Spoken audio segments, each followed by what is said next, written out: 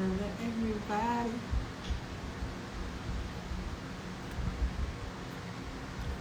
Hello and welcome.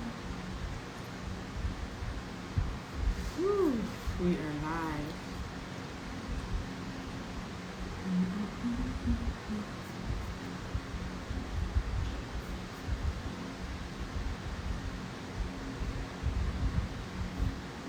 We are live.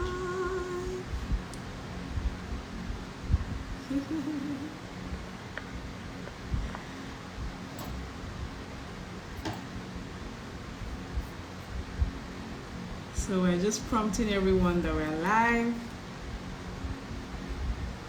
as we get ready for today's conversation.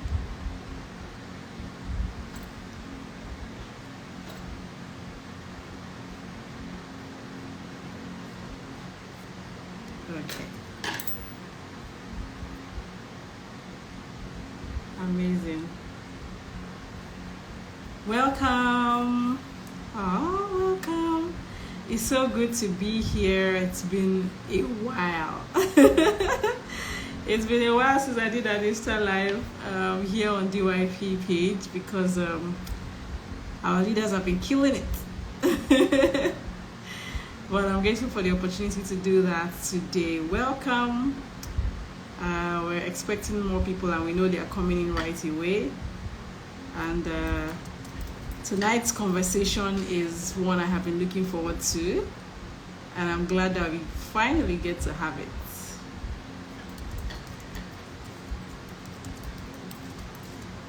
Awesome.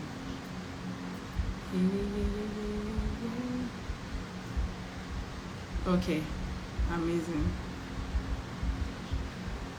So welcome. My name is Christina Show, and I'm so excited about today's conversation. You are right on time.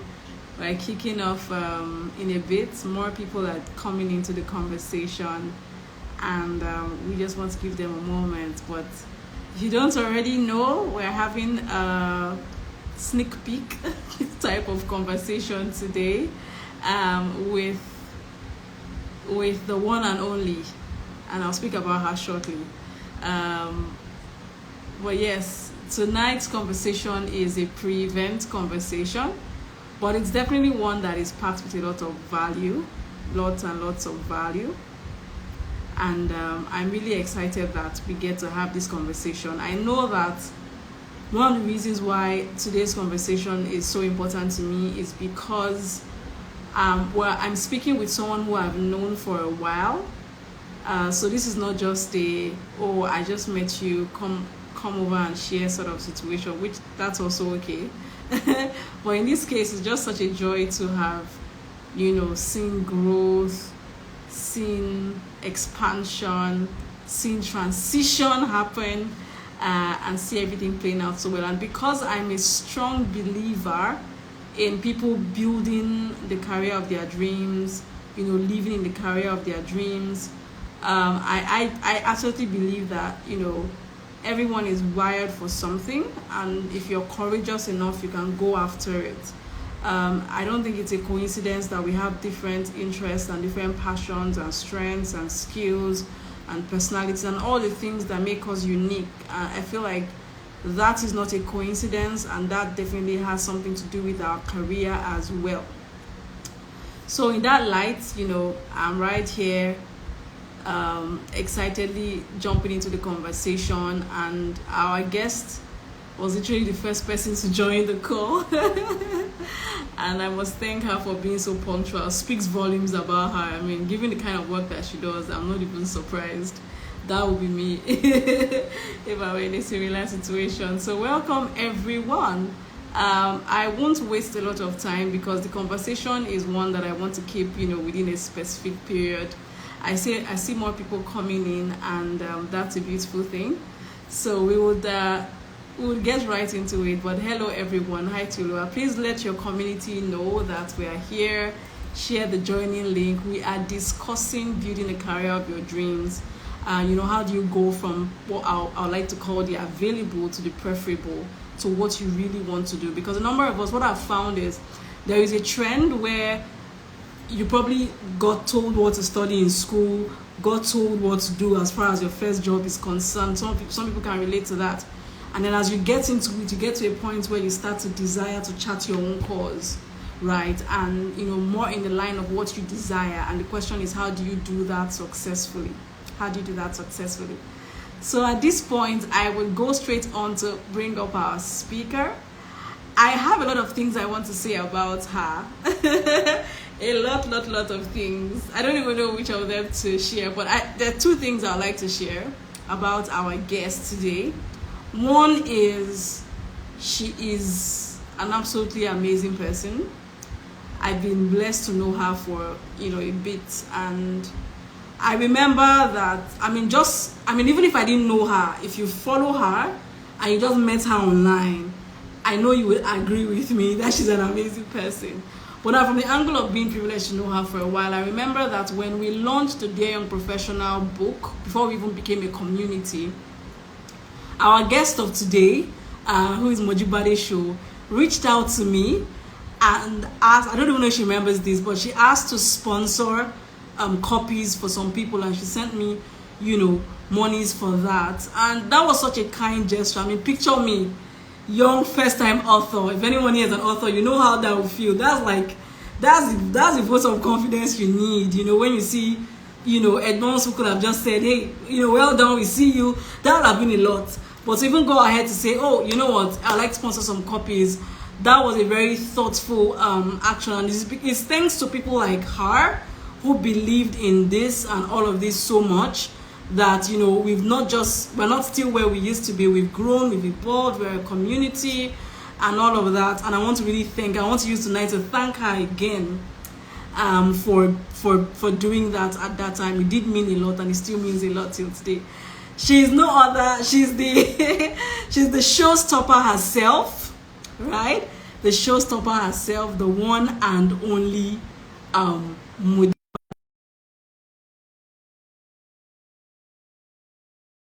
multi-award-winning MC, brand influencer, speaker. Let me add philanthropist, boldly so, because she does so much for other people, just adding value. Hi, Christina. Let me just blush.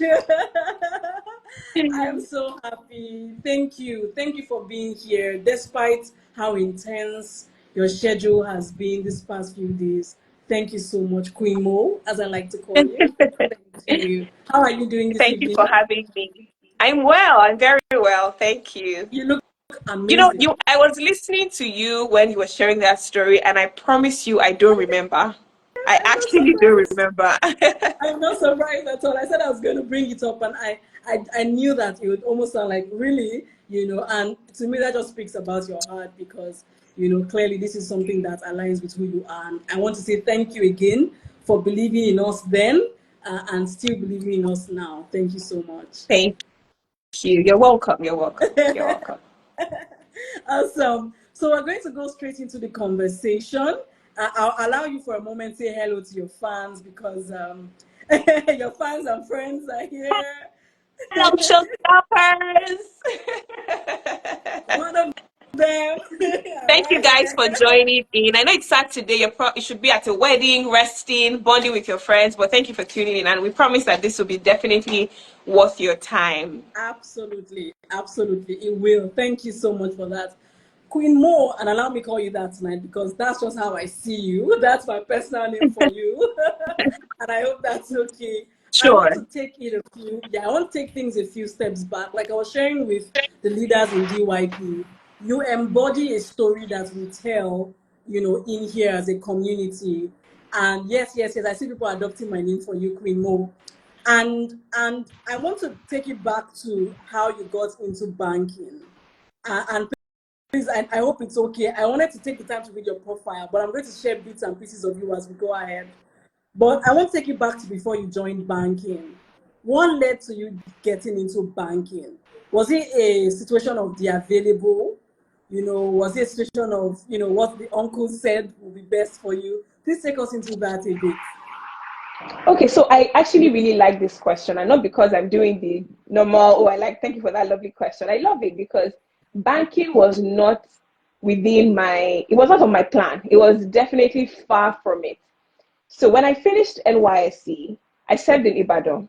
I came back to Lagos to work at Mary STEM registrars, but it Okay. was supposed to be a gap here pending when I got admission for my MBA. I wanted to go for my MBA and apply to Georgetown University, all schools in the US because I was dreaming of the US. And you know how parents are. And honestly, I'm going to be as vulnerable and as honest on this conversation because I actually want to tell a story.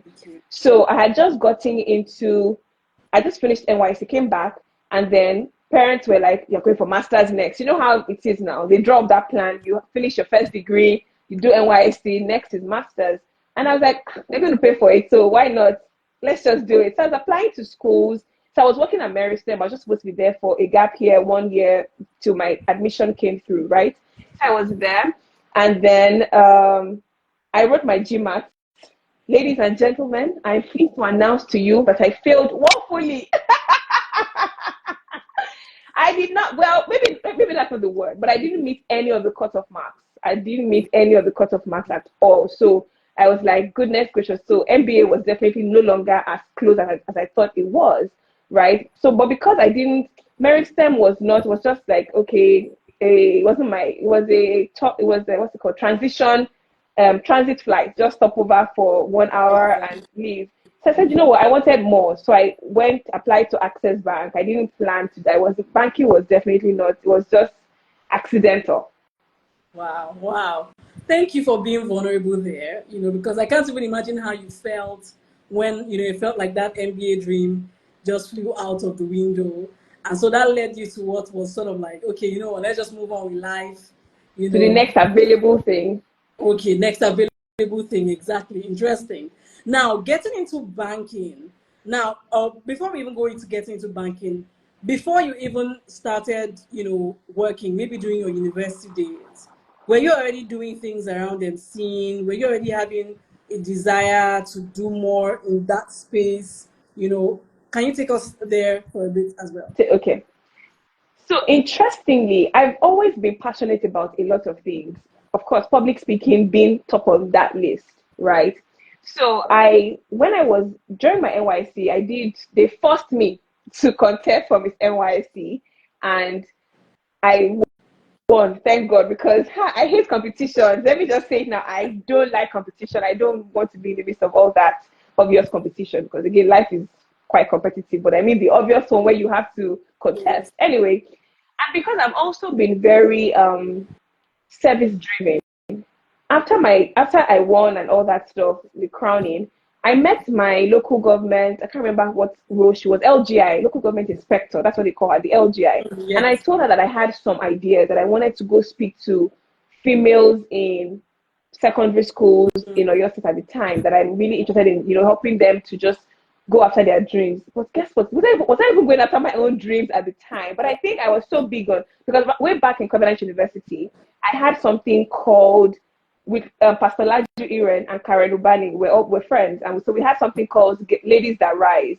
So we used to just go to different halls to encourage people to let go of to have a high self-esteem, to pursue their dreams, to be focused in school, to just keep your eyes on the picture. So I wanted to replicate that during my Mm, NYSC because again, it will afford me the opportunity to speak. I mean, I like speaking, right? So I was already trying to do that in different forms. So great. NYSC, then post NYSC, I think when I was in Maryland, I'm not sure that I really did anything regarding MCing. But this thing, like I always say, right, it wasn't for the money, it wasn't for the fame, and I'm being honest. It was more about a passion that was burning in me. My first event I hosted when I was 9 years old, and I say this every time people ask me. So I've always had that passion for public speaking and emceeing. My first event was on my street at home then, my neighbor's daughter's first birthday, and I hosted the event. And that has always been me. I always like to look for opportunities to speak, to host, to just be there. Even in secondary school, I attended a Catholic secondary school, and Pentecostal churches call it service. We call it mass. So there's first reading, second reading. I will lobby to be on that list just so that I can read. But that was me unconsciously grooming myself. I didn't know that I was grooming, but what I was doing, I was just doing things that excited me. So every time I got the chance, so secondary school, I mean, I was, how old was I? I was 9, 10, 11, but I was always struggling to be on that list to read. Then Covenant University, I was going to halls to speak to people, different halls, both from 100 level hall, Mary Hall, Esther Hall, just go around speaking to people. Then NYSC came. I wanted to replicate that as well during my NYSC. And then Covenant University, I'm sorry, Meristem. Did I do a lot of speaking? Maybe not, to be fair. I think that I was the guess maybe phase there was where I just finished NYSC. I was, while you're in yeah, I university. think so. I think so. I think so. But I think I must have done one or two things for. Oh no, I take that back. There was a summit or some retreat that we had that I did. I tried to speak. I did something and I said I could MC. Yes, I remember now when I was in Meristem. So, but one thing is, I never shied away from the opportunity to just be out there, to do my thing, to do the thing that excited me before I then got into banking Wow. and, of course, Okay. continued. Thank you. Wow. Wow. There are many things that came to mind as you were sharing. And I would ask you this question before we move forward on your story. In retrospect, would you tell a young person today who is where you were at the point where you were in Mary STEM, that they could look into what they've been doing without the pressure of earning as a possible way to figure out what could be a career path for them? Absolutely, absolutely. When I talk on my journey, I always emphasize you must ask yourself the why. That why is so important because that why is what will keep you going even when the days are rough, when the times are not as interesting as they should be. Because there are times where, so let's take it back, right? I didn't start earning until, so when people ask me, oh, how long have you been hosting? I'm like, okay, so do I count when I started earning or when I started properly? It's just quite tough. But I didn't set out with the mindset to earn from it. You may say that, well, you had your salary. Yes, I had my salary, right? But even if I did, I don't think I would have put myself under so much pressure to start earning immediately from it because I had to show myself worthy and prove what I was capable of to allow people believe in me to be able to pay for my worth and my service. So it wasn't honestly even. So let me tell you some interesting things. Right when I was in banking, people would say, "Ah, the bank is using you." I'm like, If only you know. the bank. I'm using the bank. Like the bank is not using me. Yes, I had my salary, and let's put that aside. But maybe not. To be fair, some people maybe don't have a primary source of income, but I had that. But honestly, I was not. I didn't care that I wasn't being paid. I didn't care at all. I mean, I was just for me was. And so to me, and again, right when I left banking, it wasn't to do this full time. This is because God said you're doing this full time. I left banking to get my master's degree and also go back into corporate communications for organizations, like a structured organization, multinational, or anywhere God needs me. Right? I thought that I would be doing that full time. So it had never really been about the money. The money, okay, but I mean, now, yes, the money is nice, but I can't lie. The money is quite nice. I'm not going to pretend. It's very nice. However, at the start, it was never about the money. It was passion. But of course, like my pastor would always say, look, think of value. Value will bring the money. So I was Yeah. more about delivering value anyway, even in the bank. Even if it was a small departmental event that just maybe my guys that are there, I would still do it well. Just so that, I mean, just because for me it's passion and I always want to be excellent anywhere my work is found. Yeah. So good. So good. Wow. Wow. You just blown powder on us. That's a lot. We're like, but you said so many very critical things because, as you responded to that question, you said a lot of things that when it comes to the money conversation, in our own time, it's a lot more intense. The pressure to start earning immediately.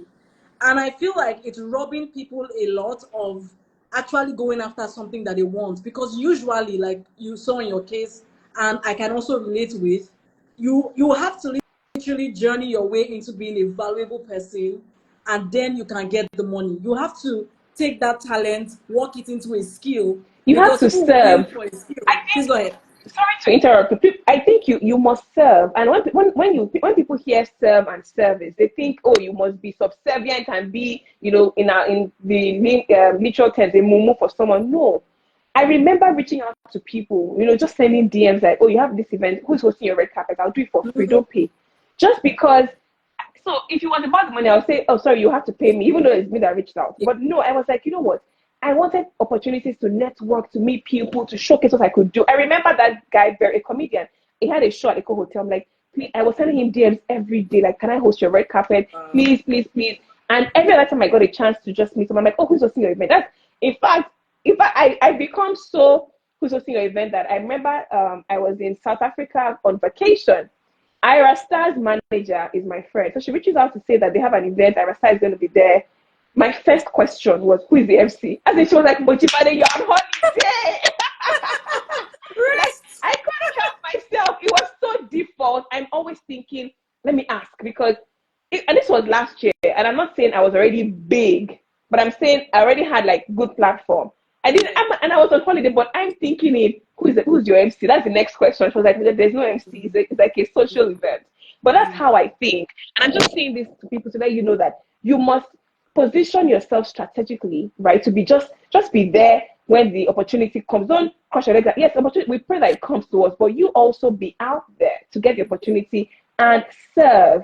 Even if they didn't pay me for that IRS, I'm just saying, and they needed an MC. I'll post it, but people will be like, she's South Africa hosting. Nobody will know how I got it and whether it was paid. You just must serve. So early days at Access Bank, I was serving, but I didn't mind because that service helped me build my portfolio. When I'm not saying, I hosted this, nobody would know whether or not it was paid. I mean, it didn't matter at the time. You get? I was so interested in passion first and building my brand. So good, so good. And now that you mentioned the bank, you've taken, and we're going back there because I'm asking the question I have for you. I mean, someone who is saying, okay, you know what, yeah, I have this dream in my heart that I want to go after. But maybe just like Queen Mo, I have this other job that will give me money. I'll sure have to eat. I'll sure have to survive. It's very, a lot of people start out with the available, and I say that that's fine. But what you find is that when people don't have a plan or start to intentionally move in the direction of what they want, in a few years they are disgruntled. In a few years they are nursing grievances at their employer over something their employer has no fault for. I always even say that job that you hate so much is someone else's dream job. Right. The person can't access the job because you have refused to go for your own dream job.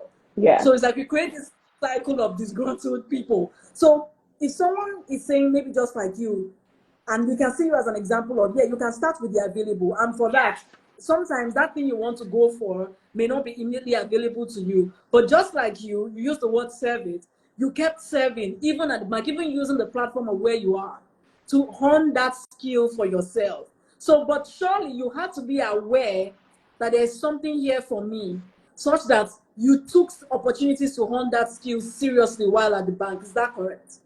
Yes. So let me say something, right? So oh God, I lost my train of thought.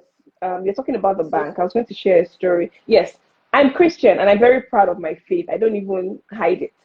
Sometimes what we even think is the available and not the preferred is what God wants to be the preferred in that instance. When I look back at my journey, and as a person of faith, I'm Christian, and I'm like, God is such an architect. Like the way he designed everything to happen. I'd said so casually, and I didn't mean this in a bad way. When I left the bank, I was like, man, I was just wasting my time in the bank. And my friend said, don't you dare. Look at your journey and see how the bank positioned you for exploit. Because for me, honestly, so when you join the bank, after training school, you're supposed to sign what's that thing called? I don't want to use the other word, but there's something you sign for 2 years that you're not supposed to leave. You won't leave the bank because the bank invested so much in you, the training process. And I was like, after 2 years, I'm done, I'm gone. I spent 6 years in the bank before I decided to leave, and I knew it was time to leave. However, what I'm trying to say in essence, though, is that everything, me not meeting my MBA, if I'd gone for my MBA when I went, I would have just been miserable because what I wanted to do then was just because. So for my first degree, I studied sociology. I didn't plan to do sociology. I applied for mass communication and I got it. But just before matric, my literature was outstanding in my WAEC results. So I had two options: either go back home and come back the next year, which was not an option, or switch to another course, to then to be able to matriculate with my peers. So I Yes. chose the option B because I'm like, I already said bye bye to everybody on my street. How will I go back home to come back next year because my teacher was out? I said, no way, I'm not going back anywhere. So I switched from mass comm to sociology because again, all my life, I actually wanted to be a presenter, a broadcaster, watching Mrs. Bimbo Loyede and the likes on AIT, NTA then, right? As soon as I'd done my matriculation, a week after, I'm not even joking, a week after, my literature results came out. Of course, I passed. But I Wow. couldn't then switch back to mass comm. Then I was being upset that, oh, I'm supposed to do mass comm, here I'm doing sociology. But God, like I said, he's the best designer. He designs everything the way we don't even think it. I look back now and I'm happy I did sociology because it shaped my mind in such a beautiful course. People think, oh, when you sociology, you come and be a social studies teacher. I'm like, no, no, no. There's more to sociology than what you hear. Anyway, so I did that. And so there was in my mind, there was already disruption to my path, Yeah. right? I did that. After masters, after NYC, my plan was to do an MBA or MSc, depending on what I got. And then major in HR. It was not my thing. But I was because there was pressure that you have to do your master's now. If I had done my master's then or my MBA then, I would have been angry because it would have been a waste of money, waste of time, because I didn't really want to do HR. But HR felt like the next organizational management at the time. But I'm so happy that I didn't pass my GMAT because that then led me to the bank where maybe by my fourth month in the bank, I was hosting something for my floor. It was someone's birthday, and I said, "Oh, I can do it." I mean, it was so random. It was the general manager's birthday, and then they said, "Who can help us coordinate?" And I said, "I'll do it." People were like, "This girl, she doesn't talk much, but can you do it?" I said, "I can do it." And then I showed myself, and they were like, oh, "Wow, this girl, you can do this!" And that was how I started to volunteer for things in the bank. And I was on fifth floor, then at the head office. They'll call me to other floors. Second floor will call me. I would go. I never said no to any opportunity to show myself. Third floor will call me. 10th floor will call me. Oh, there's an ED there. Before you know, obviously, people started to know me in the bank. And I mean, that was good for me because when they now had maybe bigger events apart from birthdays and floor celebrations, they'll say, I call that girl in CRM now. She can handle this. And that was how it started. But look at it. There were disruptions to everything because I didn't want to go to the bank. I wanted to do my master's. I wanted to study mass comm. Things were happening, but God was orchestrating things to happen in my favor.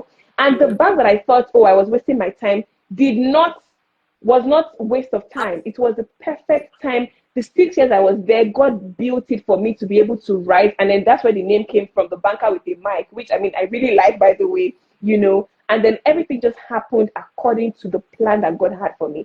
I've also now learned to trust God's plan, because then banking, of course, was not my preferred. I didn't want to be a banker. Bankers only look nice in pictures in their suits and heels.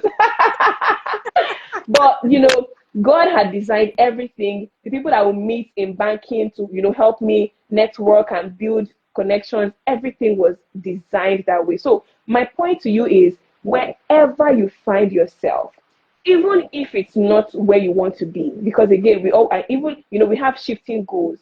Even if right now you're doing, I did client relations, what's that, customer service when I was at Meristem, and I didn't mind. Let me tell you, I made sure I gave it 100%, such that when I assumed that I was in dividend management before, because it's Meristem registrars, I was managing dividends for clients. Then they moved me to customer care, and I was so upset. Like, I didn't want to do customer care, but I didn't mind. Now I was responsible for managing email correspondences with the official email, the info at Meristem registrars, and then answering calls as well. But I always tell myself one thing: anywhere I'm at, I will be excellent. Yes. When the first week I assumed that role, I'm not even joking, I started to earn commendations for my company. PwC will send an email that, who is the person handling that? This is fantastic. They will now send email to the entire all subsidiaries that, oh, Mojibade did. I'm like, whoo! But it's just because that was not what I wanted for on the long run. But that was where I was at in that phase. And I said, you know what? This customer care, I will do it well. Such that when I leave, they will say, we miss her. Yeah. Wherever I go next, I will do it anywhere I found myself. And even with gigs, I say, the seemingly small gigs, I will do it well. Because you don't know who is sat in the room who will be able to recommend you for that big one that you are behind, that you say is that big one you want, that you will do the small ones very shabbily. There's somebody in that room who is watching you. And it's like, such a small event, but she's doing well. And there's really no small event anyway. Absolutely. You're the one who is seeing it that way. It's perspective. And I'm not even trying to do aspire to perspire. And I'm like, it's happened in my life. And I'm saying it because you would think this is a small platform. There is no small platform. Any Yes. platform you get, show up and show up correct. Like, never think that, oh, I'm in this company now. I don't want to be here and I'm just going to be grumpy. You don't know how one day somebody will just mention your name that. And I always say, even if you're a cleaner, be an excellent cleaner. Yes. If you are a carpenter, be an excellent carpenter. Like, just be the standard anywhere you are. Make sure, even if that's not your destination, you're being excellent till you get to your destination. Absolutely. Wow. Queen Mo, if we actually ended here, it will be okay. Because no, honestly, because and by the way, there have been awesome comments dropping in the chat box. I saw my sister and friend Tammy Ojora saying thank you for emceeing their wedding so excellently. Yes, I did Tammy's wedding. Yeah, she shouted out to you. I see comments, from people talking about how what you're saying is resonating with them. Blessing says, never say no to an opportunity to show yourself. Keep the comments coming. We love them. We love the energy. Rosalind says, amazing transformation. I agree. Sometimes we don't know the little gift in us until we say yes to some opportunities. That is so well said, Rosalind. Well said. Yeah, please keep the comments coming. I was also taking notes as we were speaking, and someone rightly wrapped up here, show up and show correct. I always say that the seed of your next is in your now. And people discard because something or where you are doesn't look like where you're going, doesn't mean there's no connection. But sometimes people end up looking back and wishing, if I knew, I'll have done X better. But you see, regret is the feeling you don't want to have. And your way to escape that, as far as building your career and your life is concerned, is exactly what Mimo has said today. It's almost like whatever your hand finds to do.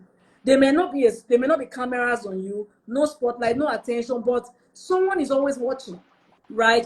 And sometimes you feel like, oh, I'm just here, serving these people, but you can later on realize that actually I was using them, because everything you learned in that time, I can so relate to that. And it's not about my own story, but I've also transitioned in my career. So some of the things you're sharing are really jumping at me as absolutely I'm this excited because I can relate. I agree 101%, right? So some of the things I've also gathered from all you shared is also trust the process. Sometimes disappointments happen, right? And people feel like, this is it. And my dream is gone. It may not be happening now. Doesn't mean it will never happen. You literally have to keep your dream alive, keep at it, keep showing up, keep trying, right? And just like you said, stay excellent. One important question that comes to mind, Queen Mo, as you were sharing, is how did you keep up with your own job as a banker while showing up on all these additional platforms? Because it sounds to me like this must have been really sacrificial.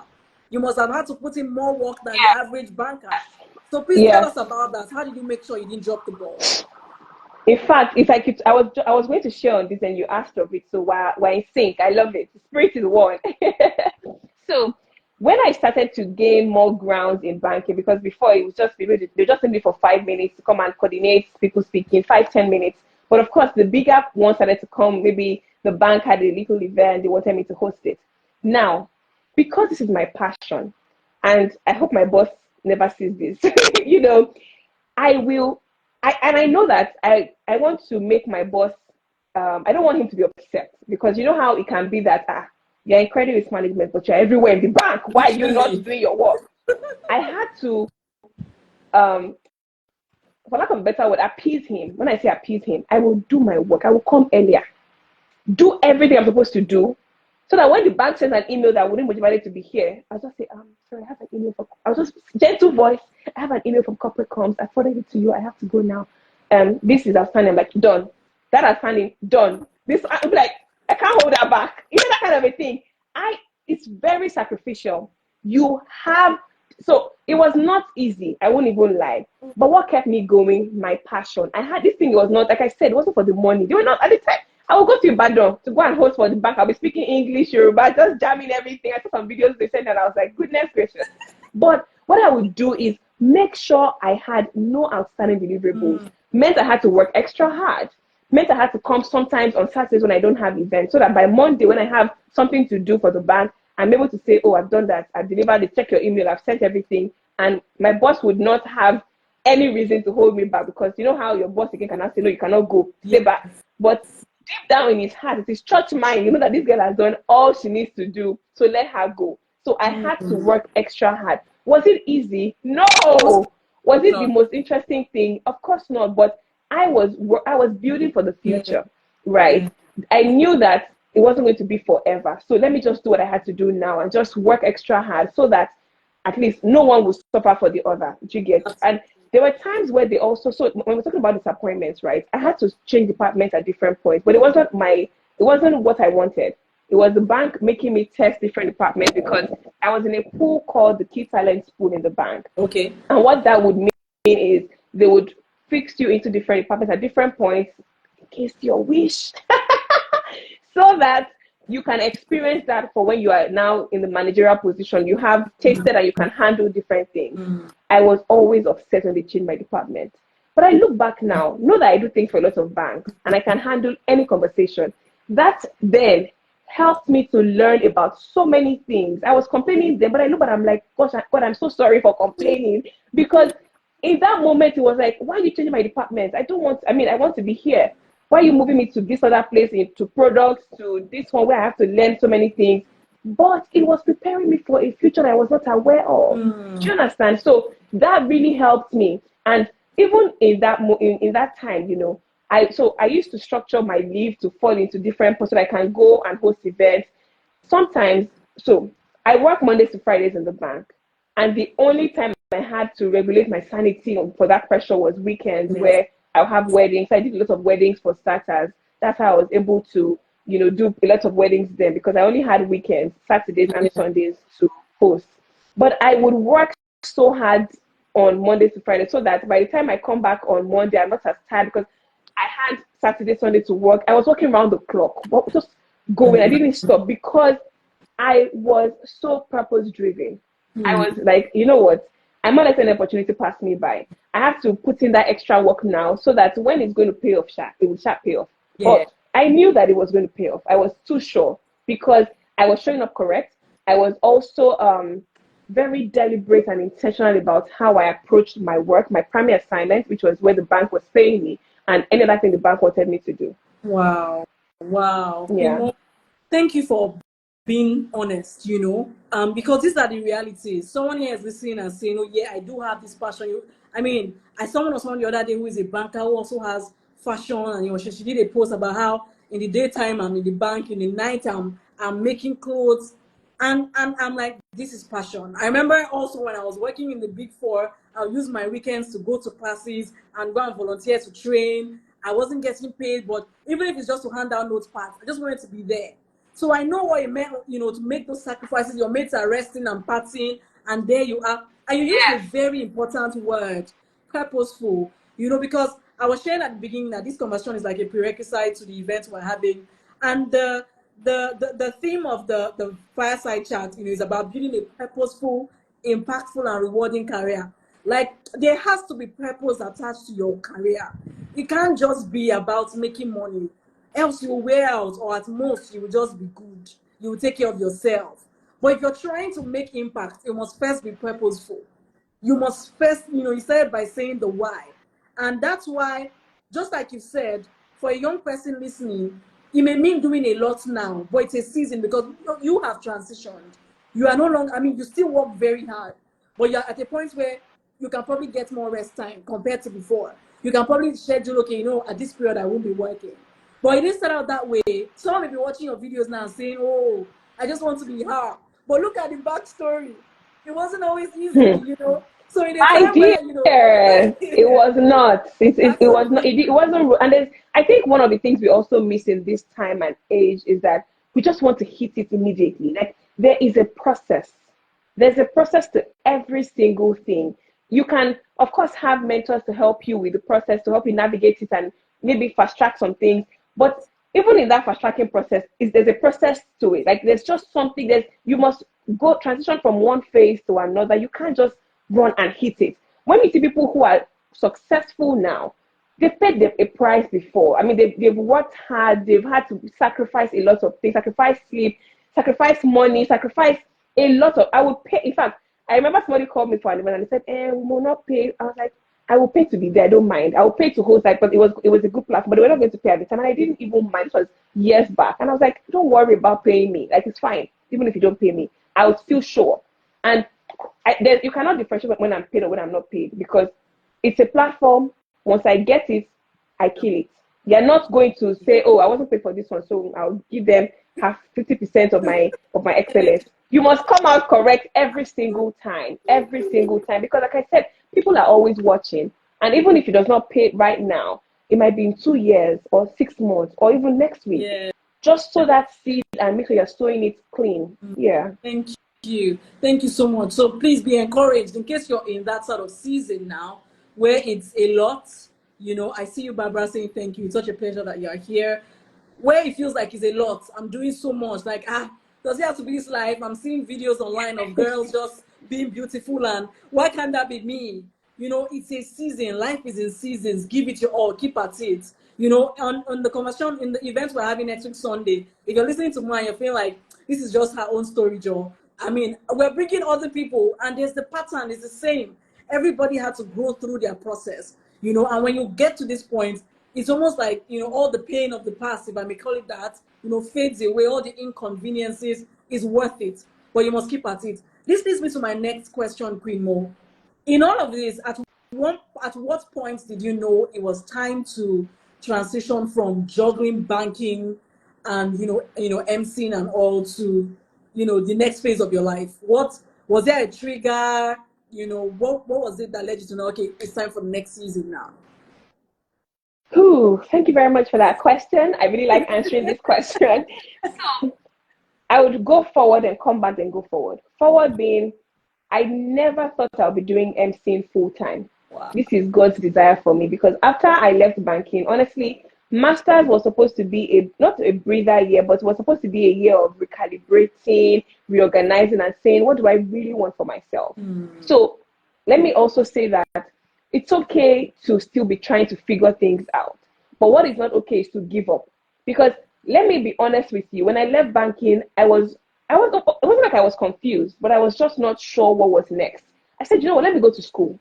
In school, as I'm learning, I'll be picking ideas and figuring out what was next. And that was my plan, because I was burnt out. I was tired, banking is not for the faint-hearted. If there's any banker here, you probably know that banking is not for the faint-hearted. It was quite demanding. It was a lot, you know, closing late and all that stuff. And I was just like, you know what, 6 years here, I'm tired. And I didn't want to just keep going and not pause. So I was like, let me pause. That master's was supposed to, of course, get more knowledge. But of course, in that master's year, see new things. I wanted a new experience. I was like, you know what, let me go to school, learn, of course, meet new friends. Just by meeting new people, you're also widening your horizon, getting inspired by people's stories and just learning, right? So I went to school. Now, let me then take it back. Oh dear, I've lost my train of thought. So, Well, we asked the question. Yeah, okay, the question is about when you know the how did I know when it was time? Yes. Okay, yes. So when I was going to leave banking, I used to save a lot. I've been a saver. I like saving. But my saving in my first year in banking, right? I mean, then Naira was maybe 150 to $1. So I could afford to travel because I had money to travel. But I was like, it's not your time. You will travel, there'll be time. I had friends according to were traveling every time, summer, but I was like, it's not your time. I was saving for two things, for just saving for rainy days and also saving for my master's. Now saving for master's because I wasn't now sure if, you know, when they said I should go, they were going to pay them. Are they still going to pay? Later. If they pay, no problem, I have money. If they don't pay, I still have money anyways to pay for my master's. So I was saving. I was like, you know what? Let me save for me 2-3 year plan, and then I can start doing what I want, buy this one, buy that one, do shop, travel anywhere I wanted to travel to. I was very deliberate about that. So I shared that story to go back to when it was time to leave banking. When I started to feel uncomfortable and I was burnt out, like, you know, when you are burnt out, I was like, you know what, sometimes I would literally drive to work and I won't know, I'm like, when did I pass this place? When did I pass the toll gate? I was blanking out. And I'm like, you know what, Mojibade, before you go and have an accident one day, I started to slow down and say, I think I want to leave. But I had prepared for that time. From my first year in banking, I prepared for the time. So I started to, of course, research on schools, even though there was pressure like, oh, why are you not traveling? I'm like, no, I mean, Pan Atlantic University can offer me what I want in this moment. I can to do a second master's degree, but in this moment, let me get this and go to school. So I applied to school, did my exams, the interview, and I got the admission, right? But before then, of course, there was a lot of pressure. I had done 6 years in the bank. I knew all the EDs. The MD was my friend. I knew I had access to anybody I wanted to talk to. And people were saying, how can you be leaving your comfort zone? Now, this takes me to a quote I saw. Nothing grows in your comfort zone. Because I could have stayed back there to just say, I'm so comfortable here. Everybody knows me. I can walk into anybody's office. I can talk to the MD. I can call Herbert. As in, oh, my darling Herbert, God rest his soul. I can talk to him when I felt like I can do anything. But I was uncomfortable. I was like, you know what? I'm tired. Yes, there was that pressure of why are you going? You are a star girl in the bank. I was like, I'm tired. People are not in my heart. I would drive to work and I'm like, how am I at work? I don't remember driving through, and I was like, you know what? It's about time. Can you hear me? Yes, loud and Okay, clear. okay. And I was like, you know what? It's about time to just take a step backward. And as in just, it seemed like it was me taking a step backward, but that was me taking it. When you're firing a catapult, you take it back and you fire. And so I went to, and I knew, but again, I'm a person of faith. Like I said, I pray. And I was like, God, is it time to leave? Because there are lots of voices in my head. People who also meant well. I mean, people that I had ones in the bank who meant well. Like, why are you going? Do part-time masters. I'm like, no, I want to. Because part-time masters would mean that I will sacrifice my weekend. And my weekend was the only time I had to host events, my sanity regulator. So you mean I will work Monday to Friday, then go to school Saturday, and then come back on Monday? I was like, I'm not doing that.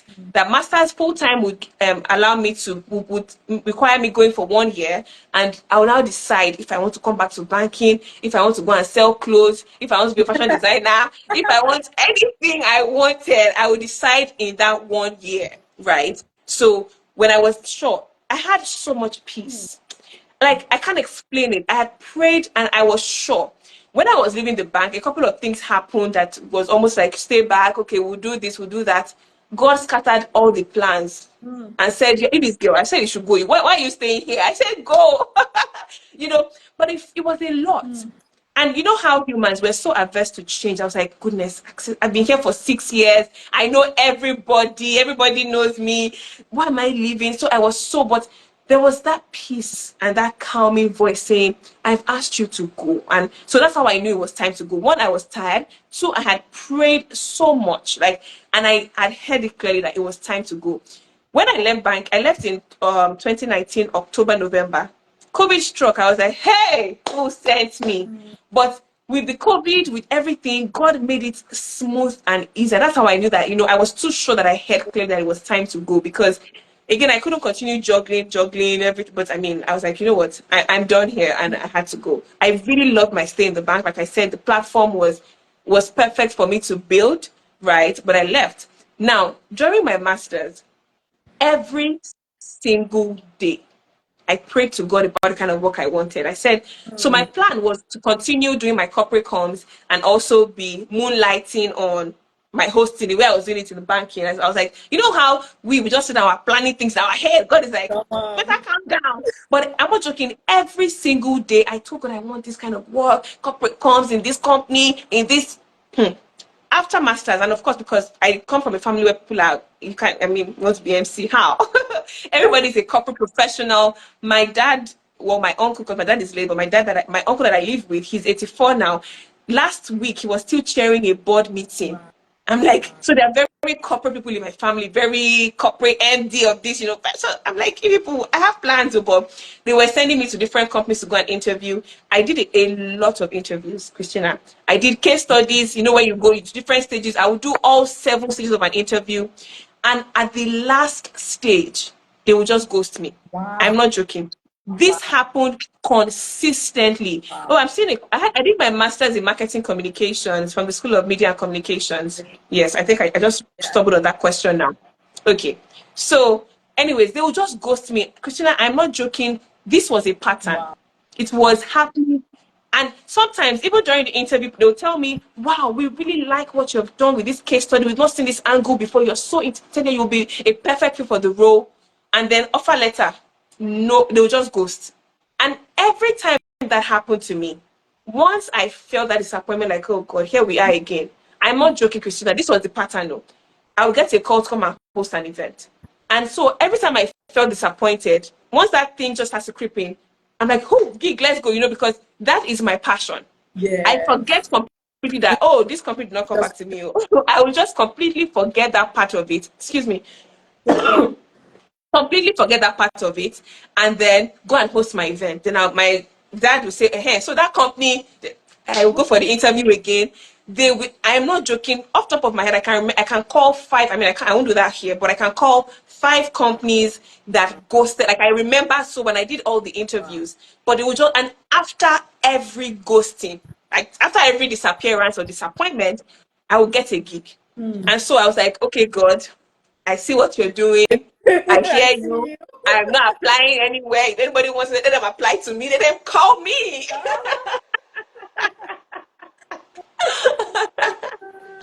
Yeah, and then so that's how I just transitioned fully into, because I was thinking I'll still be, corporate, wearing my dress and heels. I mean, I still wear my dress and heels, but I mean, You doing do. 9 to 5. But God is like, that's not what you're going to do, girl. I have other plans for you. And honestly, I've had no regrets, Christina. No, I've had even when COVID struck, and I thought I was even still getting gigs when I was in school. I would do gigs. I would see, when you are pursuing passion, you will make sacrifices. I Yeah. remember in school during because my Pan Atlantic University is at where the main campus where I was at, Ekpe, all the way down. I would drive from Lekki, but I had to get a school close to campus though. But I still lived with family in Lekki. When I have events, I remember I would finish a test and drive from Ekpe. I'll be losing my. This is not safe. Don't do it. Too. As I'm driving, I'll be losing my hair and driving. Just when I enter traffic, I just quickly lose. But I have to change my hair for the event. But I'm like, Yeah. this event, I will do it. I will host this event. There were so many times where it was not convenient for me. But I was like, I will still do this. As in, because they called me for them. I said I must be at this event by all means. It was sacrifice because I knew what it was a passion for me. So it didn't matter if I was driving to and fro Ekpe, Lagos, Ekpe, going to Ekpe, coming back to Lekki, go back again. It was a lot, but I'm happy that, of course, it paid off. Yeah. And even when COVID struck and I thought, oh my God, school, what would happen to, where did I leave banking? Who sent me? God reminded me that I asked you to leave, and everything was smooth. I graduated on the day that they had communicated, because my school transitioned immediately by the next week to online classes, and everything was perfect. I was still learning, networking with my friends. Everything was just perfect. And Wow. I had no regrets. I promise you, there's never been a day where I said, oh my God, who sent me? I mean, there is where you're tired, like, man, I'm tired. Like, look at today now. I literally just came back from Bauchi today. I had a shoot when I got back. We're doing this, but I'm happy. I'm very happy. I'm happy to do it. If you call me for an event after this live, IG live, Yeah, I will be you're there. ready. I will be And thank you, Queen Mo, there. for being so real with us, because these are the My realities. EA is laughing because she knows it's true. Can you imagine? Right, these are the realities of the journey. When you were talking about, the signs for you when you moved, and you mentioned about being tired, I literally started to tear up, because I could Oh, remember what you were sharing. I could so resonate with it. Like, I remember that I'll be on my way to work in that season, and I'll be crying, and I didn't know why. Whereas at the office, I was a star girl. It didn't add up. Like, everybody admired my life. My dad was always talking about it. My uncles were so proud of me. Our daughter at KPMG, something, something. But everything was fine. I just got to a season where I just didn't understand why I felt so tired. I will pray, I will cry. At that season, I remember that my friends would tell me, Christina, it looks like you're trying to birth something. I felt like someone was heavily pregnant. I was just but I didn't know what I was carrying. So I remember that, when you talked about, just praying through, I remember that in December of 2017, I had to go on a retreat and say, you know what, let's go and let me understand what's going on. I don't know what I'm carrying. And then it was in that season I prayed to that. It was January 28th. I remember the first week of the year. And then I came out of that week of retreat with the knowing that it was time. And I didn't move jobs till October, but from that January till October, I was literally putting my house together, getting ready for the transition. I knew clearly after that retreat, and even when, just like you shared, I remember that I had resigned and I was winning awards at the firm. In fact, on one of the days, I'm telling you, it was our annual town hall meeting. The partner was presenting an award to me and saying into my ears, "And you are leaving us." And I So was just smiling. At that point, most of my friends didn't know yet because you had to give 3 months notice. And I'll go back home. I'll be like, God, what I do in my life? What? As in, everybody will ask me, and I could relate when you talked about many voices because people are looking at you and thinking, you have arrived your now. life is These are not, perfect. do you understand? And that where you are is someone else's dream life. I always say that that job that is frustrating you, that you're tired of, is someone else's dream job. Go for yours so that they can get theirs. So I could so relate. And I'm a faith-based person. I totally agree. Somebody may be feeling that way. Some people begin to feel that and just say, okay, I'm tired of the job and just quit and just take the next job that comes. And the cycle continues. Because they've not solved the problem. They're just acting on Yeah. emotion. I feel tired, I move. Take that. I always say that emotions are an indicator. Emotions should not drive action. They should drive you into Mm. inquiry. Why Yeah. am I feeling this way? Yes. What is going on? Yes. Go and Very deeply correct. practice Because I awareness. didn't leave immediately. I got tired. I still spent a couple of months, but I was asked, is this the time? God, what do I do? I was asking all the questions. Going back to the inquiry she talked about, I was like, God, what next? As in, I was tired, but it wasn't like I said, I woke up, I'm tired, I'm done. It wasn't a rash decision. I waited, got clarity, knew that I checked my account and said, okay, I have money that if I don't get work in 1 or 2 years, I still have some buffer to at least help me to Yes. navigate life. But it wasn't inside. It was like, God, is it time? And he said, yes, it's Yes. time. And I did all the process. It's everything process, Yes. process, process. Yeah, so good. I like that part you just highlighted about financial preparation because it's also important. God gives wisdom, and for you, you're saving so early from when you joined. You thought it was your own idea. You were thinking about your MBA, but it felt like God was literally preparing you for what you didn't even know was coming. And God would Yes. often prepare us. Sometimes people get to positions where something looks like they were not prepared for it, but it's very possible that they skipped on the opportunity to prepare for it. So even Hmm. with financial preparation, it's so important when you're transitioning. Otherwise, bills are not respecter of your Yes. passion and your Compassion. time. The bills will come anyway. So it's actually, if you know that you're on a journey, you're just passing through with where you are, you can't live the way others are living. True. You can, like you heard Queen Mo say, I could go on vacation, but I said, no, let me save up. You know that you're on your way somewhere. Operate like someone who is on your way somewhere. Don't get comfortable where you are. You're literally a sojourner. You literally keep your bags packed. You're Right. present, but you're ready also for what's next. You're like Pimo has said, of course you do your job well, of course you'll be excellent at it, but you're also ready for what is next in a sense. And that's just so valuable. I must really thank you for being real with us. As we begin to wrap this conversation up, Sorry, somebody's because I must asking release me you. if I did my MBA. So I didn't do my MBA at the Okay. time, but what I have now is an MSc. I have an MSc in Marketing Communications from the School of Media and Communications at Pan Atlantic University. At that moment, I couldn't do my MBA, but I did it at the perfect time when I knew what I wanted to do. Yeah. So just to answer the person that was asking. Great. Yeah. Great, great. Thanks for that. I see a number of questions. At this time, I'll be more focused on questions from the house so that we can take your questions. Someone's asking about speaking. I'm passionate about anything speaking. Okay, don't worry. We'll take all your questions. Let me just ask this one final question, and then I will take questions from the audience. It will be easier if you can use the question tag. I'll just take like 2 or 3 to wrap up. But I have one final question.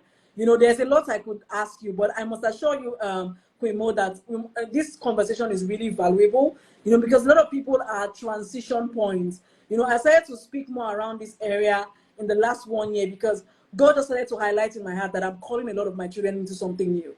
The Mm. season we are, God is doing a quick walk. God is trying to get people into things, put them in strategic places, do strategic things. And some people are too bothered with the exchange rates. How will I survive? You're thinking survival. God is thinking nations, right? Mm. And so there's that Mm. need for conversations like this to get people to just see that, hey, it's possible, it's doable. God can lead you like he did with Abraham to a very strange land, but cause you to become a father of nations from there. But you have to have a heart that is ready for that. So my final question for you from this side, just because of time, I could ask you many more, is I've seen you, I read your post recently where you were sharing about how, 5 years feels like yesterday. You made reference to, some of your, earlier experiences from 2019 and all of that. And it's just beautiful to see that, what you have experienced is what we call accelerated career growth. where someone transitions and it's almost like you start from the beginning, but you don't actually start from, or like you said, the catapult effect, the pull back, and then the launch forward. So it's accelerated growth. What things can you, attach to your ability to move so quickly in the industry? What things have helped you accelerate your growth in the industry to just, already be winning awards, already be gracing certain, stages? What things have helped you accelerate your growth? Hmm. When I was in banking, just in life generally, when you speak to certain people and they say, tell us the success, what's that thing, the secret of your success, and they say it's God. I'm like, Auntie, talk the one they are doing. Which one is God inside? But honestly, quite honestly, when I look at my journey, and I always, in fact, people used to tease me. I think he's what's her name, Elizabeth Musa. She said there's this song I always play. God is in this story because honestly, it is God that is writing my story. Because Absolutely. even I look back and I'm like, how in the world did I get here? I could never have. I mean, I have dreams and I picture myself in high places, but like my growth, honestly, I attribute to God.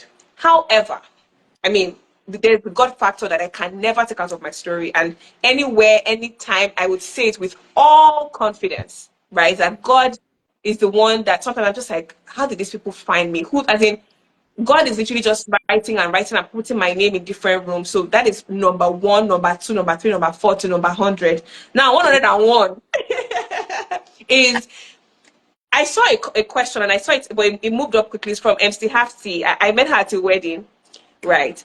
I used to host a lot of weddings when I first started because that's where I started out. And like I said, weekends were like my primary times to host, and weddings were like the major things that happened weekends. Yeah. Even though I was hosting weddings, I would still show up correct. Like I said, I would never. When I'm hosting a wedding, I created and I was even in banking when I maybe like 2018. I created a link where the couple would fill every single detail. So let me take you back. My friend used to say that Mojibade, I wish I worked in a 9 to 5 because you have so much structure. Banking helped me create structure. Yes. So you can't rule that out. It helped me create, but I was able to put structure. So I now know processes. I worked in CRM where you're approving loans, there's structure. So when I'm doing that wedding, I put a structure in place where the couple will fill that form. And so on the wedding day, I'm not asking you any question. If I'm asking, it's probably because something has changed. Come on. You've told me the name of the baker. I know who baked your cake. I know your DJ. I know the songs you want to dance into. I know who your father is, what their titles are. Are they chief? Are they engineer? Is he a pilot? I know everything I should know about your family concerning the wedding. So that I'm not taxi. I can't remember. Please tell me, hey, I beg, who is doing toast? I know who's proposing the toast. I know who they are to the couple. Like I know everything. And that's so even though it's wedding, I put in that level of preparation. Wow, so good. Because again, it's not a wedding, just go and play. And because I mean, weddings are supposed to be fun, but I prepare for the wedding. I don't just show up. I will check the couple. If people say, "Moji, this, I say this link," you will feel it. Say they know that it's not just me. I'm like, we need to run through it, and I will then have a meeting. I will ask you, okay, so this, okay, this, that, the baker, your parents, okay, where are they from? Your mom is she from Ogun? Okay, your dad is from Oyo. Okay, so I would have everything in my head. I'll go and search how to greet in Oyo State. How do they greet in Ogun State? It seemed like this girl is okay, they're doing too much. But that too much that I was doing set me apart. And then I always say again, right, that when you're hosting, for example, when I'm hosting a wedding, who is in the audience? MDs of banks are there. The Yes. couple would have family members that are MDs of other organizations. So good. They have MDs of multinationals in the room because they have family members, friends, and well-wishers who come from far and wide. And so even though I didn't want to remain a wedding MC, not because it's a bad thing, but it's very demanding. You need to hype. You need to go, girl, go, yeah, the bride. As if after every wedding, Energy. I lost my voice because it requires energy. Wedding MCs are doing, I give you, President General. you know, but that level of work went into weddings. Now imagine my corporate event. I remember hosting an event recently where the one where Vusi was keynote speaker. The convener came and said, he did so much research. I didn't ask. He came to meet me by himself to say, you put in so much work into this event. I'm like, yeah, that's how I roll. Like, I don't care what kind of event it is. Even if I'm hosting a fitness event, any type at all, I go all out to read, to research and rehearse. So I think that part of putting in the work, right? Being an excellent person and just being a good person. And I always tell my mentees this, like, you must have a good heart towards people. Yes. You must sow and show love. And this might sound very, how you connecting love and work, but just be a kind person. Like, the nature has a way of rewarding kindness. Just be Yeah. a kind person. It doesn't matter if you're in the same industry, competition, just be a kind person and wish people well. Like, I always think, I'm like, God, I mean, God is the rewarder of every, God is the one who chooses who is where and what. But this is how I live my life. So I am good. kind to people. I respect myself, I mind my business. But my point is, even if you're not kind to me, I have a good heart towards you. And so that's how I operate across board. And I feel like God just rewards that, because even if quote and unquote we are competitors, I mean, even I don't see it that way, because there's a book I'm going to post on my page soon, and I'm going to send a soft copy to anyone who is interested. It's called Slay in Your Lane. That book is so good. Like, slay in your lane. And that's what I try to do. I'm just in my lane, doing my thing, helping people that need help when I can. But I always ensure that I put God first. Before every and any event, I pray. When I get there, I pray like I'm not prepared. As far God is me and you on this stage, we're going to kill it. So I do my prayers. I prepare like I'm not praying. I say is what I've read. So it's a mix of both. Yeah. And I always just pray that, God, lead me. And I always just say, God, please, everything I say, just favor it and savor it, make it seem like the sweetest, let people just love it. And, I keep meeting people. And like I said, for every event that I show up at, I'm excellent at it. And I always ask God, just help me to be, let that your excellent spirit rest upon me, so that I'm just an excellent person at this event. Even though I prepared, I could go on stage and still forget things. Yeah. But God just has a way of helping me. So it still goes back to, circle, we come back to God. Then, Absolutely. just be an excellent person, be a kind person, and don't shy away from celebrating yourself. We live in a climate where people say, oh, she's doing too much. I'm like, girl, you better do too much. It's your brand you're building. So when you do something, in fact, there was a time where I feel like, am I doing too much? I'm like, but this is growing up, right? People used to, there's something they say in Yoruba, it's called abebelube. They used to call me that. Abebelube is someone that is forward and everywhere. But my forwardness and being everywhere has led me here.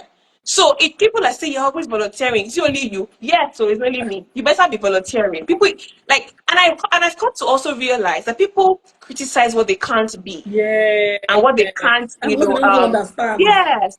People, what they can't understand, they criticize it. They're like, she's everywhere. There's something I want to say, but there's this girl when I was in banking that used to be so, oh yeah, she's everywhere, she's everywhere. When I left bank, so I used to do ads for the bank. I used to feature in commercials. I used to feature because I was very happy to do those things. When I left the bank, guess who took over from me? Your guess is right. She just Got wanted it. to be there. So yeah, like my point is, just do you. The world will adjust. People will talk about whether you are doing it or not. They'll talk about it. So why don't you just do what makes you happy? Do what makes you happy. Do what gives you joy. Do what sets your soul on fire. But of course, within the confines of morality. Yeah. But just do what is exciting for you. Go all out. As in, if you want to volunteer for this, do it. I volunteer in my church for any and everything I can volunteer for. I still do it till date. People say, how you able to? I'm like, I usher every Sunday when I'm in church. I can't because that's how I started. So I cannot let it go now. I usher, I do video announcements, I do when church wants me to show up for anything, I'm there. Because I can't forget my roots. And that's that's my father's house. I can go and serve anywhere else, but my father's house, I must be there no matter how tired I am. Do you understand? So I hope that kind of answers your question. So It just be an does. excellent person Yeah. anywhere you find you, any stage. My mentor said, one of my mentors, way older, said this to me one time. He said, God is the giver of platforms. And that thing is a 6-word sentence, but it's so powerful if you think it deeper. God is the giver of platforms. And my guiding scripture for my work life is Colossians 3:23. And it says, whatsoever you do, do it heartily as unto the Lord, knowing that of the Lord you will receive your reward. And so connect what my mentor said. And so when my mentor told me this, he didn't even know that that was my guiding scripture. So connect it, because for every platform I get, God has given it to me. And my reward, yes, they will pay me, which I like. I like the money. But God is the one that gave me that platform. And so I have to be excellent at it. Like, I cannot be anything lesser than excellent. Yes. Yeah. Yes. Thank you. Wow. I mean, thank you so much for being real with us on this. I mean, it's been real from like the very first second. And I truly appreciate that, because it's you taking us behind the scenes. I took some notes. You know, research is so important, even as far as finding your lane is concerned. We talked about there is research inward, you're getting awareness of yourself, your interest is research in a sense, but it's inner. And then you talked about, you know, earlier about how it's value that attracts money. So you have a talent or you have a skill, it's not enough. What's the value there that people will pay for? So sometimes, for lack of researching and getting this quality of information, people feel like, aspire to Maguire, do what you love, do what you're passionate about, I'm broke. It's not what you love that will bring the money, it's how what you love adds value to others that Yes. will attract the money, Yes. right? So Yes. that research part is key, and you carry that attitude even to doing your work, right? Understanding the terrain you find yourself, how to address your audience, you know, and all of those things. You know, in your case, it's MCing, whatever it is for you, figure it out, research, get information, be excellent. That definitely, I mean, you spoke extensively about that. Stay in your lane, right? Do you, in a time where social media, you come online, I'm happy to announce, It's I'm so excited to, noisy. Jeez. you have to know. And that's why goal setting in today's world is, I think, is critical, because if you don't have a direction, a sense of direction, every single day you feel like going in another direction, because you come online and see something and be, or should I be doing that? So you See, better have goals. let me interject a bit. Sorry. You must, and in whatever field you're in. So even if you're being called to be a full-time banker, you can be that different banker that, you know, every time they want to send somebody on training, they will call you because I know she has to be there. She has to be there. Anywhere, if you're a realtor, if you are a baker, a fashion designer, just be the different one. Like, just always set yourself apart, because you like there are people doing what you do, but your own value that you bring, that extra that you bring. I was talking about how I was on a Qatar flight, and the pilot announced, thank you for boarding the award-winning Qatar Airways. The way he said it was different. Other people have said, thanks for boarding Qatar, thanks for choosing Qatar. But he said, as if he said it as if he was the owner of the airline. I love It was, it. and I was just grinning. So bring the extra to Yeah. every ordinary that you find yourself. Just be the set. Just be outstanding. Pretty much, just be outstanding anywhere, anything, anything. There's so many things God calls people to do, and you don't have to be this thing and that. So when I started hosting, right, I used to feel like I'll never be a great MC. Let me just confess that now. I'm like, God, people have accent. I don't have accent. Wow. So I cannot speak British accent. I cannot speak American. Which I cannot speak Dubai accent. Which one will I speak? But I had to be true to myself and say, don't force any accent. Just be you. To Be yourself. unique. Good. Choose your own style, define it, and stick to it. Should you grow? Yes, by all means, advance, grow every time, but don't lose yourself in the Yeah. in the process of growing. And Yeah. when you go online now, see, I can't say this thing. When you go online, there's so much happening. Like, and if you are not grounded and you don't stand for something, you will fall. You will not be confused today. You're confused tomorrow. Because there's people are living their own lives, but you are using theirs as a yardstick to judge yours. Follow through your process and your journey. Be thankful for where you are, but aim higher for even more. However, in the midst of all of these, run around trying to aim higher, trying to be better, do not lose yourself. And I'm telling you this for a fact. Don't lose yourself. Admire people, learn from their style, go to their pages. I'm like, oh, I like her style, learn it. But in learning from them, have your own style, your own authentic self that you would never lose no matter what I happens. agree. Yeah. I'm sorry. I'm so grateful. Let me run. I need to release you soon. So let's quickly take some questions. But I'm sure that I've been taking notes on my screen here, that are personal to me as well. I'm getting action points for myself because I'm learning. This is also about me. And I trust, I can see the comments. I see everyone just speaking about how valuable this is. what I always say is when this session is over, just before you move to your next thing, please ask yourself the question, what must I do differently going forward? You know, it's not what you know that makes a difference, it's what you do with what you know. So it's so important just before you move to the next thing. You know, we've heard these things, they are great. I'm already seeing action steps for myself. It's what you do with what you've heard that will make a difference. So for you, what is it? Is it research? Is it even in being visible, celebrating yourself? Because some of you are doing great work, you know, in tiny silos. And the way the world is wired now is, you know, it's like product. You can have a good product, but if nobody knows the product, they will buy the one they know, whereas yours is better. So it's on you to help us know your product. You have to tap into all the avenues for that, right? So what is it for you, right? Go work on it. If it's just one thing, you go back and make an adjustment on. It could mean that the rest of your year takes a significant shift for good, and that's really the end desire for this sort of conversation. So we have some questions in the chat box. I'll just take 2, 3 quickly, merge as many together. Before I take those questions, I want to just emphasize something you also shared. In this time, it's so important to be anchored. And you've seen Queen Mo share about her faith. You have to find something higher than you to anchor on. You can't even anchor on yourself. You're not strong enough. You can feel like, I'm focused now, I have a plan, this is my goal. And then one conversation, one post, one this, you are derailed. You better have something higher than you that is even beyond a human being. Because sometimes, as someone is asking a question about mentorship, which I would actually like you to quickly speak to, sometimes I've seen that sometimes even your mentors may not be 100% correct. You literally have to have someone that has foresight that is beyond even what your mentors have, because sometimes their counsel is also coming from the bandwidth of their experience. You may find that sometimes you have to still say, okay, I thank you, sir, take a bit of what they said, but still do something that you feel strongly about. So let me just take that question and hear your thoughts about mentorship. I am for mentorship. I have mentors. You know, what has been your experience? How has mentorship helped you on your own journey? So first of all, I mean, I desired so badly that IK mentored me because I watched him from my banking and I was like, this guy is a standard. IK is so good. He switches from corporate to social to entertainment to anything and he fits perfectly. I admire IK, and I'm sure anyone who follows me knows that. I mean, I don't even joke with IK. We've hosted events together at different times, but I still revere him. I would never disrespect IK. You know how we host, and cannot get to IK, but he's still my mentor. He's still the person that I'm like, IK, you're the best at this.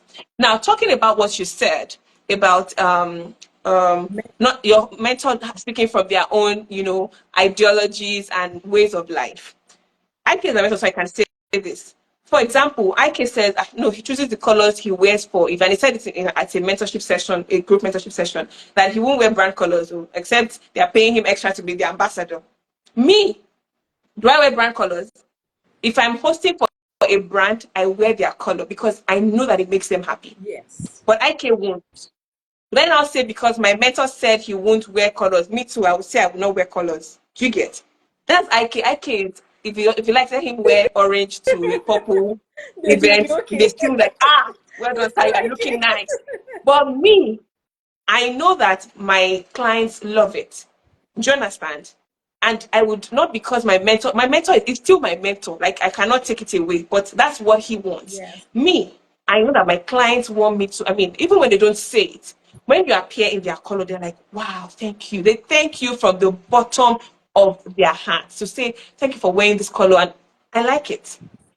However, I'm saying this that yes, have mentors, but you must stand for something such that your mentor. So nobody's perfect. I'm not perfect. Far from it. Your mentor is not perfect. Yeah. So whoever is mentoring you too will have their shortcomings in certain areas. They might not know certain things.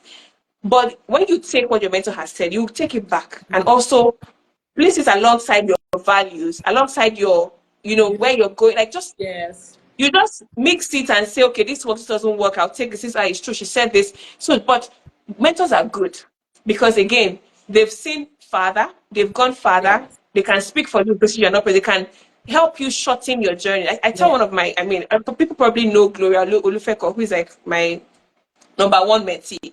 When she goes through certain things, I tell her, I've been in this phase, and this is what I did. So you don't have to go through what I went through to handle it. So mentors can help you shorten your journey and in terms of certain phases, but she'll still go through the process. Yes. She'll still have to deal with certain things, certain disappointments. Like how I tell her, for example, so when people see me posting, oh, events, I get a lot of no's as well. The events where they say, oh, it's an international brand that has come into Nigeria and so they'll call two people, they'll interview us separately, they'll choose one person. They might choose me, they might not choose me. When they don't choose me, I'm sad. But that's okay, because when I was maybe 5 years ago, I'd been crying, miserable. But I'm like, okay, next. Because I always tell myself again, the best of God for me is not in my past, it's in my future. So even this event that I thought, oh, is the best that is at this point, there's more that God is bringing. Yeah. So you must be very aware. So again, I tell Gloria the same thing. When she comes and said, these clients, they came, they did not come back to me. I'm like, don't worry. The best of God for you is not in the past. This is now past though. The best of God for you is still coming. So move on. I mean, cry, feel the emotions. Because even recently I felt bad about something I lost, one opportunity that I didn't get. And I moved on. Maybe like next hour, I just called my friend. We laughed about it. She hyped me a bit and I was gone.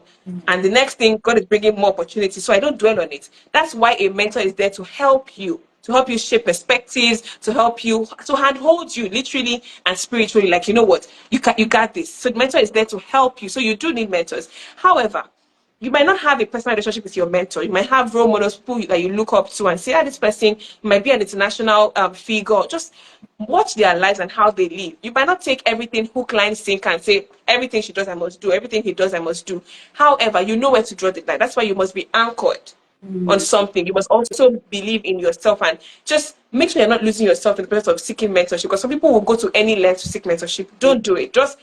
And don't force people. Don't be so pushy. And I also shared that whilst I was in IK's DM harassing him to be my mentor, I was working on myself. So that every time I saw IK, I had a progress report. Like, see, last time you saw me, this was it, but I've also got to read this. I've learned this. So that it's like, okay, at least you're not just waiting there and say, mentor will come and save me. Mentor will not save you if you don't save yourself. So you have to put your hand up. So put your hand up so that the mentor can hold you up and go higher. Yeah. But if you're just sitting there like a daisical, like, yeah, my mentor will help me. Save me. My darling. Make me My somebody. darling, So just mentorship is great. But until you can get a mentor to handhold you, just be developing yourself, be going higher and just self-development, continuous learning, whatever field at all. Just mentor yourself. You commit to mentoring yourself until you get someone who has gone farther to mentor you. So yeah. So good. Thank you for sharing that, because some people, and I like this last point you made, because someone was asking a question about trying to get someone to mentor, her, and it's not working out. One thing I also say with mentors is that mentors also get overwhelmed. Let me just say that, so that you're not thinking that they're bad. Now, so to be honest, now I understand how IK must have felt when I was harassing him then, like, because he probably had hundreds and thousands of records, plus he also had his own life to live. He has a family, he has things to attend to. So don't be angry when people don't accept to mentor you just yet. They might also be trying to figure things out. They have responsibilities, they have things they're also attending to. So just keep working on yourself. That's the primary thing. Keep working on yourself. Mentorship will come. And before you won't even know when it will come, but it will just come. But don't be redundant. Just keep growing while you're waiting for someone to mentor you, or just mentor from afar. Just let people, people how they live their lives. You don't have to have a personal relationship with them. You can have role models, mentors who are at least like, oh, I like this person, I like her journey. You can model your life, according to how they model their life. But that's the point I was going to make. You can be mentored from afar. You may not be able to access a close relationship, but what's available now? Do they have books? Do they have courses? When people pour themselves into this material, is them giving you resource that you could have gotten from a mentorship as well. So you can start with those to improve yourself, and those things can even get you closer to actually accessing them and having the one-on-one that you desire. Someone asked a question about how much you need to save before you transition, and I would speak to that very quickly. I know that even Queen Mo would agree, you can't put a figure to that. What I will say to you is that before you transition, you need to understand what your operating cost is like for a month and have a lot of it. Maybe a friend of mine suggests 6 months minimum, of survival money saved up. Like, this is what it takes to run my life. I have that in for 6 months, just in case nothing comes through in that period, so that it gives you, some room to. And I always say that one of the best times to actually transition, if it's your time and you feel that way, is even when you're much younger. Some people keep dragging their feet, fear.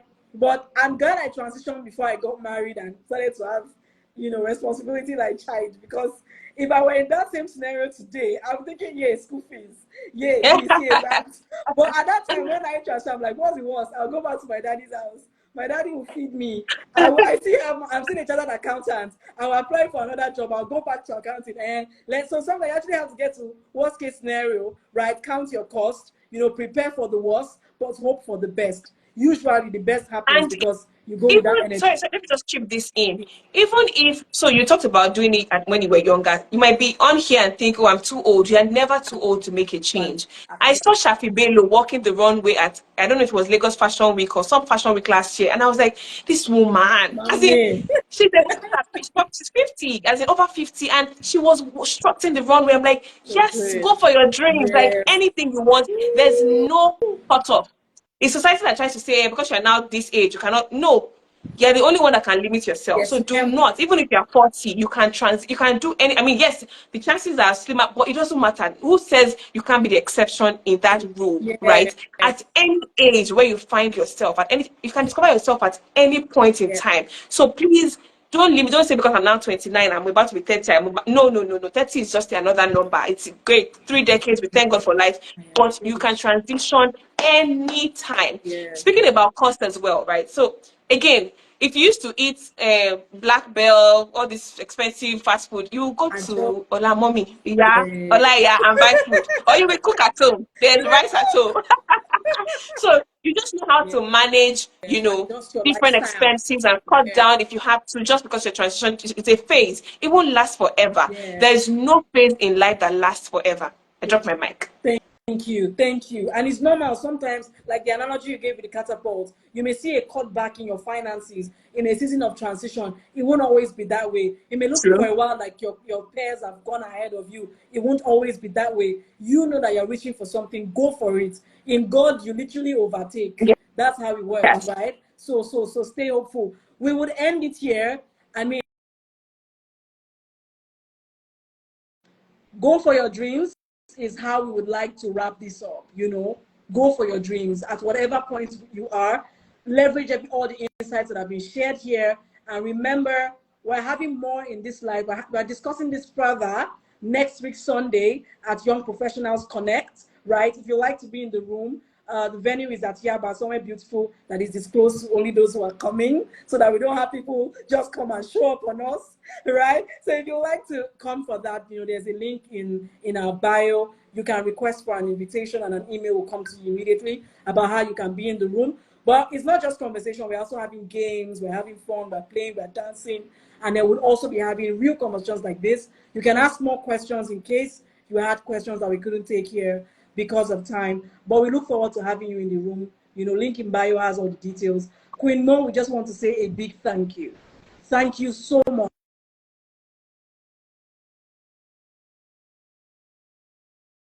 My network. Can you hear me? Can you hear me now? Can you hear me? Okay, I I can can hear hear you you. now.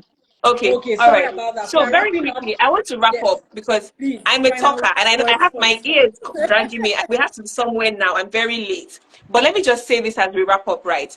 And I say this all the time. It sounds very trivial, but your dreams are valid. I promise you, your dreams are valid. I used to stutter when I was growing up. I used to stutter even till, I mean, when I was in uni. I have a friend who used to drum when I'm talking because I'm rushing everything. I want to say 20 million things in 1 minute. But I knew that I had to work on it. So you can work on yourself to achieve your dream, right? There's no limit to what you can achieve if you believe in yourself. So make sure you don't, and I always say again, a lot of people will not believe in you, and you cannot afford to be one of them. People will not believe in you. You cannot afford to be one of them. You must believe so much in yourself. You can achieve anything you put your mind to achieving, anything at all. So me stuttering to me gracing these stages and I'm on stage and you would never believe that I used to stutter, right? So you can work on yourself. You can do anything you put your mind to doing. There's no age limit to achieving your dreams or going after what you want. Just go for it. Believe in yourself. And please, please, please don't let anybody talk you out of your dreams. Do not allow anybody talk you out of it. If you believe in it and God is telling you to do it, please, by all means, go for it. I love you guys so much. I have to We run. Thank love you for you. having me, Thank you so Christina. much, Queen Mo. Bye to you. Enjoy your Bye. evening. Thank you I so will. much. Bye. Bye. Thank you. Thank you, Bye. everyone, for joining. Thank you so much, everyone, for being here. You know, the chat box has been amazing. I was literally trying to cover as much as I can, because I didn't even, think that we'll be here this long. I know that Primo does have somewhere else she has to be. But if we didn't take your question, we sincerely apologize. It's just because we wanted to cover so much. Like I said, as another opportunity to ask those questions, because next week, Sunday, from 3 p.m. to 6 p.m., we're relaxing, we're unwinding over games and grills and, chatting through these things. And we have some experienced professionals with so many insights, coming around to also speak to the topic of building the career of your dreams. So if you want to be in the room, use the link in our bio or just go to bit.ly/YPC Lagos, right? Go there, or YPC tickets, either one, YPC Lagos, YPC tickets. You can get yourself into the room and have the experience of asking your personal questions that maybe you couldn't ask here. It will be a room of young professionals, bright minds from all across Lagos, and it'll be lovely to have you in the room. If you have any questions, you can send us a DM. I see someone talking about volunteering. Yeah, the handle is there. My name is Christina Soname, right? I'm the founder of the DN Professional Global Network. If you have any questions, you can send DYP a DM on myself, and we'll be happy to answer those questions. But it's been a delight. Thank you for staying through. Some of you have been here for the entire time.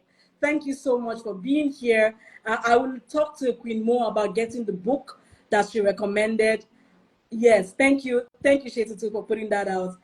Special shout out to Mr. Show, who is babysitting at this time so that I'm able to do this live. Thank you so much, my love. And thank you, everyone, DYP leaders, DYP volunteers. Thank you, thank you, thank you, thank you, thank you. Well done to every one of us. I'm looking forward to seeing more of you at the event next week, Sunday. Let's finish this conversation that we started tonight and get you on your way to living your dreams. My name is Christina Soname, and it's been a pleasure being here tonight. Thank you, everyone, and have a very pleasant night rest and a beautiful Sunday ahead. Bye.